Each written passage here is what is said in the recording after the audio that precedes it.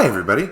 Continuing on the theme of the PCert and the PCert Activity Center, what you can see is I've gone into my /changes or my network state center.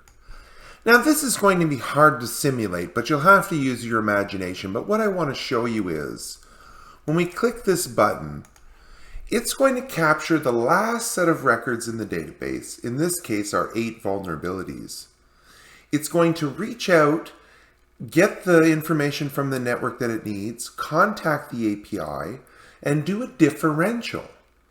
And if it doesn't find any new PCert vulnerabilities, meaning Cisco hasn't introduced vulnerability 9, 10, 11, or removed certain vulnerabilities, and the other thing is the removals. Let's say we've patched the network and we rediscover if we have vulnerabilities, our new record set is going to have 0 vulnerabilities if we've addressed them with the appropriate software patch.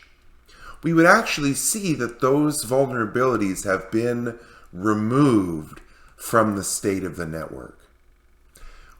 Really, really powerful API in the product security incident response team from Cisco. Thank you. More to come.